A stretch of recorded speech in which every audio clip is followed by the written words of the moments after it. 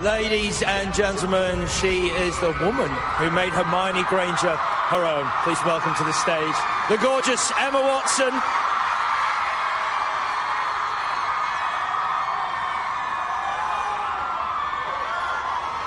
I can bring you over here. Isn't it amazing? I am completely overwhelmed. It's absolutely incredible. Speaking of incredible, wow! I mean, you look phenomenal. Thank you so much. Well, this is sort of the least I could do, considering I think people have been camped out here for something like 3 days, and it's just incredible. So I thought I should make a bit of an effort. Yep, since Monday, these people down here have been getting rained on and sun, but it's all for this, and it is an amazing feeling walking up here, isn't it? It really is, just breathtaking. London is so gorgeous, and it's just absolutely amazing. Right, let's talk about the final film, and there is one scene I have to address in particular. The fans have been waiting for it. I know you know. It is that scene. The kiss, how was that? The Ron-Hermione kiss. Well, we knew that we'd been building the anticipation to this moment for 10 years, and that, this kind of like Ron, Hermione, will they, won't they, had been, going on for so long. So Rupert and I really wanted to make sure that it lived up to, all the hype. We were nervous, it was awkward, but I think, we did the moment justice. So. I heard David Yates didn't tell you to the night before because you were so nervous. No, it was a good move, really, because, we were nervous, and he just said the night before, we're doing it tomorrow. The funny thing about it is that the moment before we kiss, we also get soaked with a vat of water, so we had that going on as well, and it was just kind of like, it was funny. I mean, we're so used to seeing yourself and Rupert and Daniel as the holy trinity of the Harry Potter films. I mean, are you going to miss that the most? Yeah, I will really miss those boys. I will really miss Rupert and Dan, and I'll just miss being Hermione. I just love living in her world, and I mean, how can you top this? It's just amazing. It's absolutely amazing. So.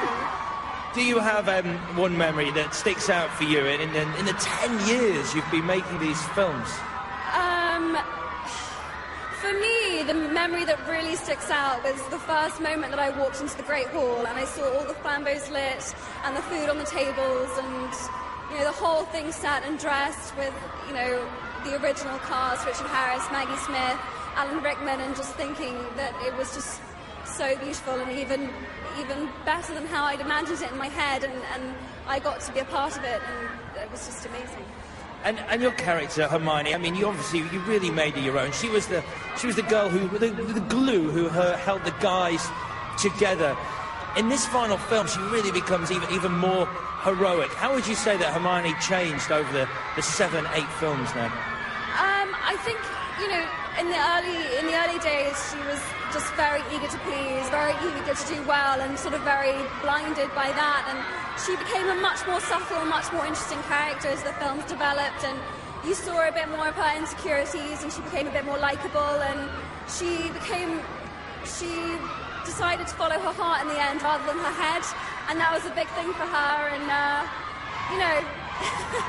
she really developed in a really, really great way.